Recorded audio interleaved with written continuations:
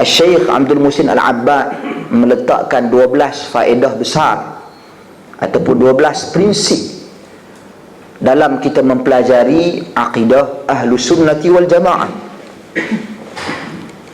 Pertama sekali kata beliau, dia kata dia, tajuk dia dah bagi nama tajuk ni, Fawaidu baina yaday syarh, faedah untuk mengulas ataupun faedah yang berada di sisi syarah kepada Muqaddimah Ibn Abi Zaid Al-Qayrawah ini. Jadi faedah pertama dia tulis di sini, manhaju ahli sunnati wal jamaah fil aqidah, prinsip ahli sunnati wal jamaah dalam bab aqidah. Apa dia? Ittiba'ul kitab was sunnah ala fahmi salafis salih. Itu prinsip dan pendirian yang terutama.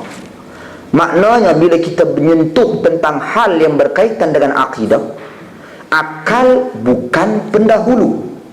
Yang mendahului perbincangan tentang akidah adalah nas-nas wahyu.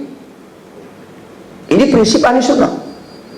Maka sebab itu kita dengan mudah bila orang bercerita tentang tanda-tanda kiamat, tentang hari kiamat, tentang dajjal yang ni dajjal, yang ni dajjal dan sebagainya, maka kita meletakkan dan menetapkan bahawasanya nas itu perlu didahulukan. Teks secara literal. Ini akidah ni kena ambil literal, teks. Dia tak boleh kona-kona lagu rata. Dia tidak ada keluasan seperti kita meluaskan fiqh, perbahasan fiqh. Sebab fiqh dia merujuk kepada kaedah memahami nas. Adapun akidah ini meletakkan teks asal itu sebagai pendahuluan, sebagai pendahulu bagi segala bentuk kefahaman. Maka sebab itu perbahasan tentang ilmu akidah ini dia tak panjang dan dia tak complicated, disebabkan dia terikat dengan nas dan dia tak berubah. Daripada dulu sampai sekarang, bila kita mengaji tentang ilmu akidah, akidah ahli sunnah, yang tu dia takkan berubah. Tetapi bila kita bercakap tentang fiqh, fiqh saya merujuk kepada fiqh, fiqh itu sendiri, bukan fiqh merujuk kepada, sebab di kalangan ahli sunnah juga yang menamakan ilmu akidah ini sebagai fiqh, seperti mana Al-Imam Abu Hanifah, kitab beliau Fiqhul Akbar, sedangkan isi kandungan intipati kitab tersebut terfokus dan tertumpu kepada perbincangan akidah. Tapi fiqh saya nak masukkan di sini fiqh yang kita ketahui umum, yang berkaitan dengan amal perbuatan ibadat harian kita. Dan benda ni dia berkembang. Dulu kitab fiqh kecil, tapi sekarang ni mungkin dah banyak, sebab menyentuh isu-isu dan hal-hal semasa yang berlaku.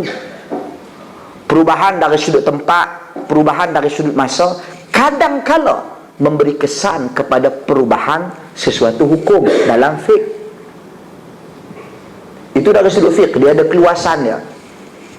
Berbeza dengan akidah, hang duk cerok mana pun benda yang sama, dia takkan berubah. Zaman mana pun dia takkan berubah, perlu difahami secara literal. Itu akidah. Sebab itu kita membantah penulisan-penulisan yang cuba mengaitkan Dajjal itu Israel, Amerika, mata satu tu maksud apa, Illuminati. Kemudian dia cuba lakukan takwilan yang bersifat keterlaluan. Bahkan kalau kita buka ruangan ini, nanti orang lain pun akan tulis macam dia pula, berasaskan dia punya pengamatan dia dan dia punya analisa dia. Sebab itu akidah kita perlu tutup ruangan kepada manusia untuk mendahulukan akal melebihi nas-nas yang ada. Jadi sidang hadirin, tuan-tuan dan puan-puan sekalian,